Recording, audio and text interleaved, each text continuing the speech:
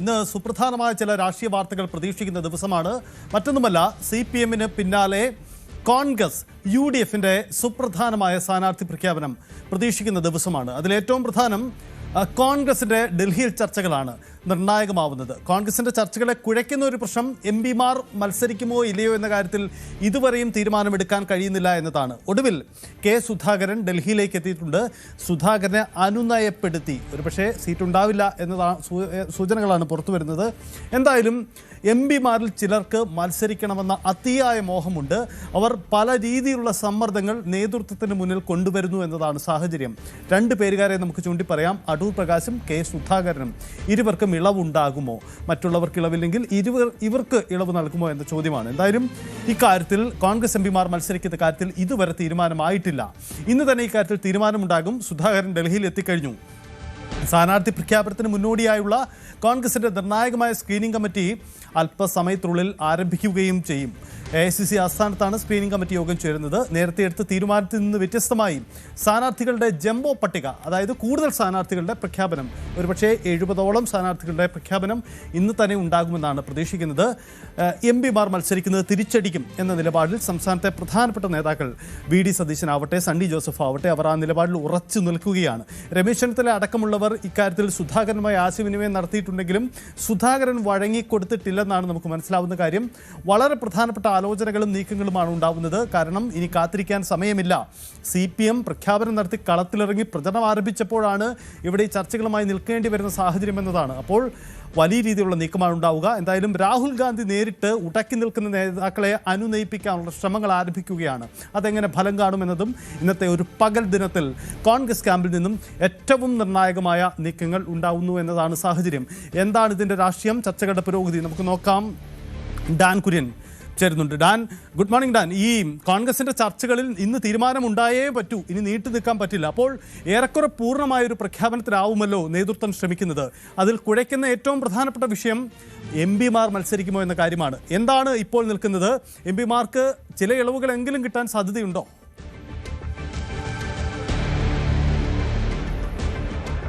70 പേരുടെ ഒരു ജംബോ പട്ടികയായിരിക്കും ഇന്ന് മാരത്തൺ ചർച്ചകൾക്ക് ഒടുവിൽ, പ്രത്യേകിച്ച് തെരഞ്ഞെടുപ്പിന്റെ ഇലക്ഷൻ കമ്മിറ്റി യോഗം അടക്കം വൈകുന്നേരം ചേർന്നതിന് ശേഷം വൈകിട്ടോടെ പ്രഖ്യാപനം വന്നേക്കും. ആ പ്രഖ്യാപനം 70 പേരുടെ ഒരു ജംബോ പട്ടികയായിരിക്കും ആദ്യഘട്ടത്തിൽ പ്രഖ്യാപിക്കുക എന്നാണ് വിവരം.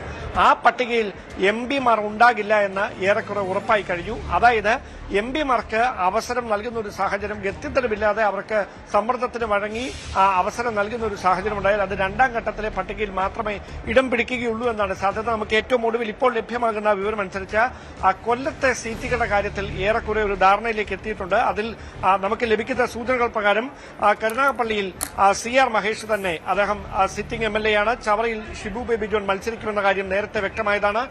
കൊല്ലത്ത് ബിന്ദു കൃഷ്ണയുടെ സ്ഥാനാർത്ഥിത്വം ഉറപ്പിച്ചിരിക്കുന്നു. കുണ്ടറയിൽ PC വിഷ്ണുനാഥ്, അദ്ദേഹം നിലവിലെ MLA ആണ്. കുന്നത്തൂരിൽ ഉല്ലാസ് കോവൂര്, അതോടൊപ്പം കൊട്ടാരക്കരയിൽ ഐഷ പോറ്റി, പത്തനാപുരത്ത് ജ്യോതികുമാർ ചാമക്കാര. പക്ഷേ പുനലൂരിൽ തർക്കം തുടരുകയാണ്. ചടയമംഗലത്ത് R ചന്ദ്രശേഖരൻ, ചാത്തന്നൂരിൽ സൂരജ് രവി, അതായത് ചാത്തന്നൂർ മണ്ഡലത്തിൽ സൂരജ് രവിയെ മത്സരിപ്പിക്കാനുള്ള തീരുമാനത്തിലേക്ക് കോൺഗ്രസ് ക്യാമ്പ് എത്തുകയാണ്. ഇരവിപുരത്ത് വിഷ്ണു മോഹൻ. ഇങ്ങനെയാണ് കൊല്ലവുമായി ബന്ധപ്പെട്ട ഇപ്പോൾ നമുക്ക് ഏറ്റവും പുതുതായി ലഭിക്കുന്ന വിവരം. പുനലൂരിന്റെ കാര്യത്തിൽ ഒരു തീരുമാനത്തിലേക്ക് എത്താൻ കഴിയുന്നില്ല. തർക്കങ്ങൾ തുടരുകയാണ് പുനലൂരുമായി ബന്ധപ്പെട്ട്.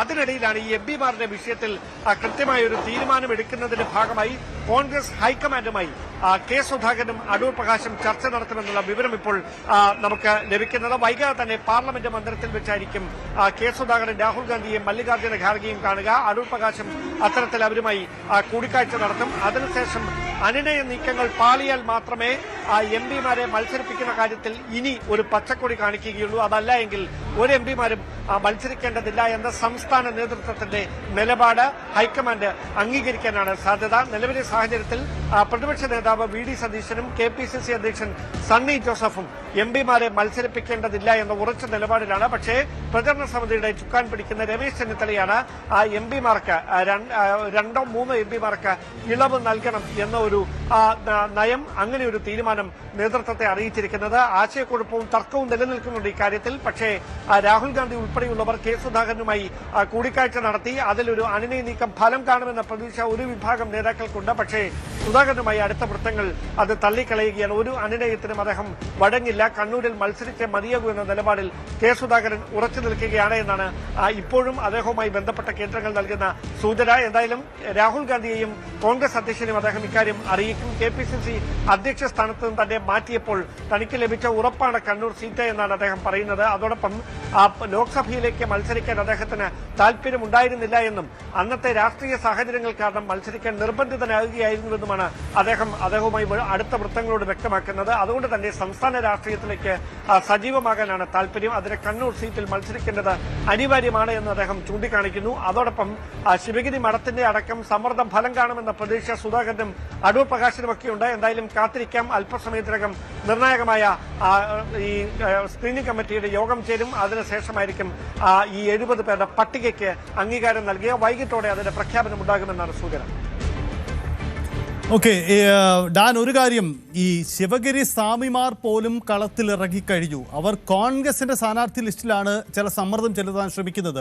സ്വാഭാവികമായും അവർ ആഗ്രഹിക്കുന്നത് ആരുടെയൊക്കെ സ്ഥാനാർത്ഥിത്വമാണെന്ന് നമുക്ക് ഊഹിക്കാം. അടൂർ പ്രകാശ് അതിലൊരു പരിഗണനക്കാരനാണ്, കെ സുധാകരൻ പരിഗണനക്കാരനാണ്. അപ്പോൾ നേതൃത്വത്തിന്റെ, കേരളത്തിലെ നേതാക്കളുടെ താല്പര്യം മറികടന്നുകൊണ്ട് ഈ സമ്മർദ്ദം വിജയിക്കാൻ സാധ്യതയുണ്ടോ? ഹൈക്കമാൻഡിന്റെ ഡിസിഷൻ എന്ന് പറയുന്നത് കേരളത്തിന്റെ പൊതുവികാരം മാനിക്കാതെ ഉണ്ടാകുമോ? VD സതീശനെയൊക്കെ ഉടക്കി ഈ തെരഞ്ഞെടുപ്പ് സ്ഥാനാർത്ഥി പട്ടിക പ്രഖ്യാപിക്കാൻ ഹൈക്കമാൻഡും തയ്യാറായേക്കില്ലല്ലോ. അതോ ഇതൊരു കുഴയ്ക്കുന്ന വിഷയമായി ഹൈക്കമാൻഡിന് മുന്നിൽ ഇപ്പോഴും നിൽക്കുകയാണോ?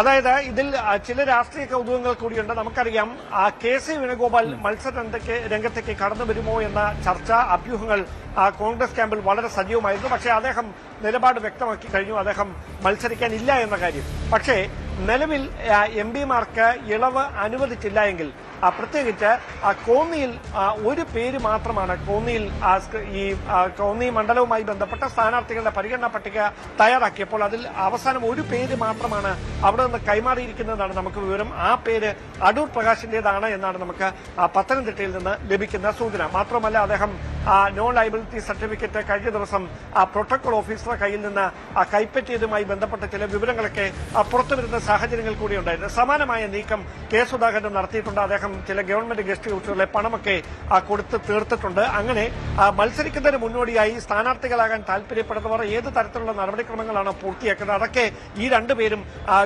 എടുപടിയിൽ പൂർത്തിയാക്കിയിരിക്കുകയാണ്. പക്ഷേ അവിടെ വെല്ലുവിളിയായി മാറുന്നത് 2 പേർക്ക് മാത്രമായി ഇളവ് അനുവദിച്ചാൽ സമാനമായ താല്പര്യം പ്രകടിപ്പിച്ചുകൊണ്ട് ഹൈക്കമാൻഡിനെ ബന്ധപ്പെട്ട MK രാഘവൻ, ഷാഫി പറമ്പിൽ ഉൾപ്പെടെയുള്ള മറ്റ് MPമാരുണ്ട്. അവരും ഒരു സമ്മർദ്ദം ശക്തമാക്കുമോ എന്നതാണ് ഒരാശങ്ക ഒരു വശത്ത്. അതല്ല എങ്കിൽ ഈ സാമുദായിക സഭാവാക്യങ്ങൾ ഉറപ്പുവരുത്തുന്നതിന്റെ ഭാഗമായി ശിവഗിരി മഠം മുമ്പോട്ട് വെച്ചിരിക്കുന്ന നിയമസഭാ തെരഞ്ഞെടുപ്പിൽ മത്സരിക്കാൻ അനുവദിക്കണം എന്ന് കാണിച്ചുകൊണ്ട് കൈമാറിയിരിക്കുന്ന പേരുകളിൽ മുല്ലപ്പള്ളി രാമചന്ദ്രന്റെയും കെ സുധാകരന്റെയും അടൂർ പ്രകാശിന്റെയും ഒക്കെ പേരുകളുണ്ടെന്നുള്ള വിവരങ്ങളായിരുന്നു ലഭിച്ചത്. അതോടൊപ്പം ഏറ്റവും പ്രധാനപ്പെട്ട കാര്യം കൊല്ലം ചാത്തന്നൂരിൽ സൂരജ് രവി ശിവഗിരി മഠത്തിന്റെ കൂടി ഒരു നോമിനിയായിട്ടാണ് അദ്ദേഹം മത്സരരംഗത്തേക്ക് വരുന്നത്. അദ്ദേഹത്തിന്റെ പേരിന് അവിടെ പരിഗണന ലഭിച്ചതിന് പിന്നിൽ ശിവഗിരി മഠത്തിന്റെ സമ്മർദ്ദവും ഉണ്ട് എന്നുള്ള വിവരങ്ങൾ ഈ ഘട്ടത്തിൽ പുറത്തു വരുന്നുണ്ട്. കാരണം ക്രൈസ്തവ പ്രാതിനിധ്യവും അതോടൊപ്പം നായർ പ്രാതിനിധ്യവും ഒക്കെ ഉറപ്പുവരുത്തിക്കൊണ്ടാണ് തെരഞ്ഞെടുപ്പുമായി ബന്ധപ്പെട്ട പാർട്ടിയിലടക്കം പദവികൾ കൈമാറുന്നതടക്കമുള്ള നീക്കങ്ങളിലേക്ക് കോൺഗ്രസ് കഴിഞ്ഞ ഒരു വർഷത്തിനുള്ളിൽ കടന്നിരിക്കുന്നത്. നമുക്കറിയാം KPCC അധ്യക്ഷനെ മാറ്റി പകരം ക്രൈസ്തവ സഭയുടെ പ്രതിനിധിയെ, പ്രത്യേകിച്ച് സിറോ മലബാർ സഭയുടെ പ്രതിനിധിയെ KPCCയുടെ അധ്യക്ഷ പദവിയിലേക്ക് എത്തിച്ചത് സിറോ മലബാർ സഭയെ, ക്രൈസ്തവ സഭയുടെ ഒരു ഭാഗത്തെ ഒപ്പം നിർത്തുക എന്ന ലക്ഷ്യത്തോടെ തന്നെയാണ്. അടൂർ പ്രകാശിനെ UDFന്റെ കൺവീനറാക്കിയതും ഈഴവ സമുദായത്തിന്റെ പ്രാതിനിധ്യം ഉറപ്പാക്കുക എന്ന ലക്ഷ്യത്തോടെയാണ്. അങ്ങനെ കഴിഞ്ഞ ഒരു വർഷത്തിനിടയിൽ കോൺഗ്രസ് നടത്തിയ രാഷ്ട്രീയ നീക്കങ്ങളെല്ലാം സാമുദായിക സമവാക്യങ്ങൾ ഉറപ്പുവരുത്തുന്നതിനുള്ള ശ്രമങ്ങൾ കൂടിയുണ്ടായിരുന്നു. അതുകൊണ്ട് നിർണായകമായി ഈ തെരഞ്ഞെടുപ്പിന്റെ ഘട്ടത്തിൽ MPമാർക്ക് ഇളവ് അനുവദിക്കാതിരിക്കുന്ന ഒരു സാഹചര്യം ഉണ്ടായാൽ അത് ഈഴവ സമുദായത്തോടുള്ള അവഗണനയായി വ്യാഖ്യാനിക്കാനുള്ള ശ്രമം ഒരു ഭാഗത്തു നിന്നുണ്ടാകും. അത് ചെറുക്കുന്നതിന് വേണ്ടി ഏത് തരത്തിൽ ഈഴവ പ്രാതിനിധ്യം ഈ പട്ടികയിൽ ഉറപ്പുവരുത്തും എന്നതാണ് ഇനി അറിയാനുള്ളത്. ഇന്ന് വൈകുന്നേരത്തോടെ ആകാംക്ഷയ്ക്ക് വിരാമമാകും. കെ സുധാകരൻ കോൺഗ്രസ് ദേശീയ നേതൃത്വവുമായി നടത്തുന്ന ചർച്ചയിൽ മഞ്ഞുരുക്കത്തിന്റെ നീക്കമുണ്ട്, അല്ലെങ്കിൽ മഞ്ഞുരുക്കലിനുള്ള സാധ്യതകളുണ്ട് എന്നുള്ള സൂചനകൾ പുറത്തു വരുന്നുണ്ട്. പക്ഷേ അദ്ദേഹം കണ്ണൂർ സീറ്റ് എന്ന നിലപാടിൽ ഉറച്ചു നിൽക്കുകയാണ്. അടൂർ പ്രകാശ് കൂടുതൽ വാർത്തകൾക്ക് News 18 Keralam YouTube channel subscribe ചെയ്യുക.